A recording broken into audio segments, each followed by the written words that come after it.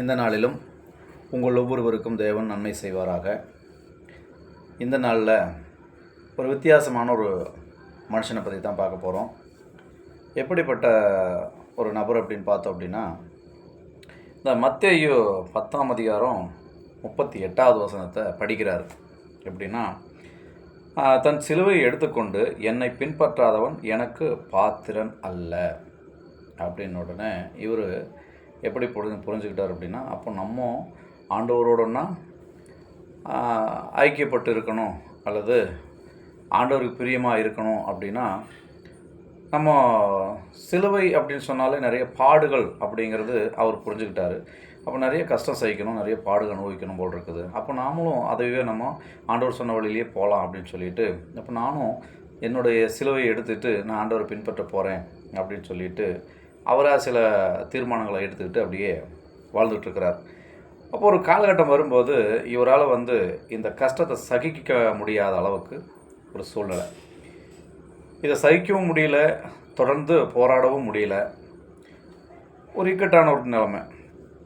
இவர் என்ன கேட்குறாருன்னா, ஆண்டவர்கிட்ட கேட்குறார். என்ன கேட்குறாரு? ஆண்டவரே, நீங்கள் எனக்கு கொடுத்த சிலுவை பாடுகள் அப்படின்னால, அப்போ நீங்கள் சொன்ன மாதிரி தானே நான் சிலுவை எடுத்துகிட்டு வந்திருக்கேன். அப்போ இந்த சிலுவை நீங்கள் கொடுத்தது தானே. இப்போ இந்த சிலுவை எனக்கு ரொம்ப பாரமாக இருக்குது, எனக்கு இதை கொஞ்சம் மாற்றி கொடுத்தீங்கன்னா பரவாயில்ல அப்படின்னு சொல்லிட்டு இவர் கேட்டுக்கிட்டே இருக்கிறாரு.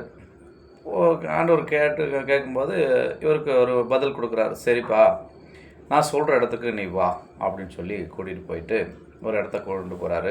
இது ஒரு கற்பனை கதை தான். இந்த சிலுவைகள், இதுக்கு முன்னாடி சிலுவையை சுமந்துட்டு அந்த சிலுவைகளை வச்சுட்டு போயிருப்பாங்கள்ல இந்த நம்ம முன்னோர்கள், அவங்க சிலுவையெல்லாம் ஒரு ஸ்டோர் ரூமில் போட்டு வச்சுருக்குறான். அங்கே கூட்டிகிட்டு போயிட்டு புதுசாக இனிமேல் புதுசாக இந்த சிலுவை உனக்கு தர முடியாது, ஏற்கனவே சுமந்தவங்க வச்சுட்டு போன சிலுவை இருக்குது, அதில் ஏதாவது ஒன்று உனக்கு லகுவாக இருந்துச்சுன்னா நீ எடுத்துக்கலாம் அப்படின்னு ஒரு ஆப்ஷன் கொடுக்குறாரு.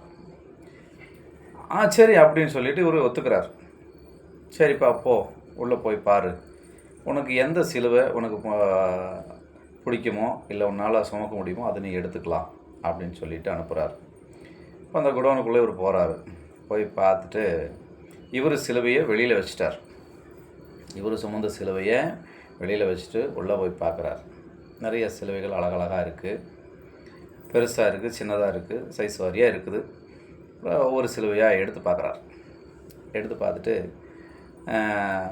இது யார் சுமந்த சிலுவை அப்படின்னு கேட்கும்போது ஒவ்வொருத்தர் பேரையே சொல்கிறார். ஒன்று சிம்சோன் சுமந்த சிலுவை இருக்குது, அப்புறம் தாவீது சுமந்த சிலுவை இருக்குது, அடுத்தது யோபு சுமந்த சிலுவை இருக்குது. இவங்க பேர்களை கேட்டு அவங்க சிலுவையை போய் எடுத்து பார்த்தா அசைக்கக்கூட முடியல ஒரு நாள். யோபு சிலுவை ரொம்ப சின்னதாக இருக்குது, நான் அதையே எடுத்துக்கிறேன் அப்படின்னு. சரிப்பா, எடுத்துக்கிறேன். எடுத்து பார்த்துருக்காரு, தூக்கக்கூட முடியல. பார்க்க சின்னதாக இருக்குது, ஆனால் தூக்க முடியல. ரைட், ஓகே, விடு, வேறு பார்ப்போம் அப்படின்னு சொல்லிட்டு இப்படியே எல்லாத்தையும் பார்க்குறாரு. எலியா சுமந்த சிலுவை இருக்குது, எலிசா சுமந்த சிலுவை இருக்குது, எல்லாத்தையும் பார்த்துட்டாரு. எந்த சிலுவையும் தூக்க முடியல. அப்போ கடைசியாக அவர் ஒரு முடிவுக்கு வந்தார். என்னன்னு பார்த்தோம் அப்படின்னா, நம்ம சிலுவை தான் இருக்கிறதுலையே வெயிட்டு கம்மியாக இருக்குது, அப்போ நம்ம அதையவே எடுத்துகிட்டு போயிடுறது நமக்கு ரொம்ப நல்லது. அப்போ தான் இவர் யோசிச்சிருக்கார். திராணிக்கு மேலே ஆண்டவர் நம்மளை சோதிக்க மாட்டேன்னு சொல்லியிருக்காரு, அப்போ ஆண்டவர் நம்மளைய கண்டிப்பாக நம்மளை கைவிட மாட்டார், நிச்சயமாக வழி நடத்துவார் அப்படின்னு சொல்லி இவராக ஒரு தீர்மானம் பண்ணிட்டு போகிறார். ஆனால் வசனம் என்ன சொல்லுதுன்னா, சோதிக்கப்படுகிற எவனும் நான் தேவனால் சோதிக்கப்படுகிறேன் என்று சொல்லாதிருப்பானாக அப்படின்ட்டு படிக்கிறோம். யாக்கோபு 1ஆம் அதிகாரம் 13வது வசனத்தில் இப்படி படிக்கிறோம். ஆனால் இப்படிப்பட்ட ஒரு கற்பனை கதையை நீங்கள் எப்படி புரிஞ்சுக்குவீங்கன்னு எனக்கு தெரியல. ஆனால் இந்த சிலுவையே சுமக்கிறதுலேயும் மற்றவங்க சுமந்த சிலுவை வெயிட்டு கம்மியாக இருக்கும், நம்ம சிலுவை ரொம்ப வெயிட்டு அதிகமாக இருக்கணும், நம்மளாக கற்பனை பண்ணிக்கிற மாதிரியான ஒரு கற்பனை கதை இது. பார்க்குறதுக்கு மற்றவங்க பாடுகள் அனுபவிக்கிறாங்க அப்படின்னா சிலுவைனால பாடு தான். இப்போது அவங்க எப்பவும் சந்தோஷமாக இருக்கிறாங்க அப்படின்னு நம்ம நினைக்கும் போது அவங்களுக்கு பாடுகள் இல்லை, கஷ்டங்கள் இல்லை அப்படின்னு நம்ம நினைக்கிறது தவறான விஷயம்னு நம்ம புரிஞ்சுக்கணும். நம்ம மட்டுமே கஷ்டப்படுறோம், அவங்க ஜாலியாக இருக்கிறாங்க அப்படின்னு நினைக்கக்கூடாது. அதை ஜாலியாக எடுத்து பழகிக்கிறாங்க. நம்மளும் பழகிக்க வேண்டியது தான். இந்த உலகத்தில் வாழக்கூடிய நாட்கள் கொஞ்சம்தான். அந்த கொஞ்ச நாள்லேயும் இந்த பாடுகளை நினச்சி, இந்த கஷ்டங்களை நினச்சி நம்ம தினம் தினம் வருத்தப்பட்டு வாழ்கிறத விட்டுட்டு, எல்லாத்தையுமே அவர் சொல்கிறார்ல, வருத்தப்பட்டு பாரம் சுமக்கிறவர்களே நீங்கள் எல்லோரும் என்னிடத்தில் வாருங்கள், நான் உங்களுக்கு இளைப்பாறுதல் தருவேன்னு தானே சொல்கிறாரு. அப்போ நம்ம அங்கே போகிறது இல்லையே, நம்மளாக தான் நம்ம கஷ்டத்தை சுமந்துக்கிறோம். அதனால் அப்படி ஒரு சூழ்நிலை வரும்போது நம்ம என்ன பண்ணணும், ஆண்டவர் பாதத்தில் வச்சுட்டு நம்ம ஃப்ரீயாகிடணும். நம்ம ஏன் அதை சுமக்கணும்? நம்ம சுமக்க வரைக்கும் நமக்கு போராட்டம் தீராது. அதை இறக்கி வச்சிடணும். இறக்கி வச்சிட்டோம் அப்படின்னா நம்ம போராட்டம் தீர்ந்துடும். அப்போ மற்றவங்கள மாதிரி நம்மளும் ஈஸியாக வாழ பழகிக்கலாம், சந்தோஷமாக வாழ பழகிக்கலாம். கஷ்டங்கள் இருந்தாலும், நஷ்டங்கள் இருந்தாலும், போராட்டங்கள் இருந்தாலும் எல்லாம் அது வரும் போகும், அவ்வளோதான். எதுவுமே நிரந்தரமாக நிற்காது. அதே போல் தாங்க நம்மளும் வாழ பழகிக்குவோம்.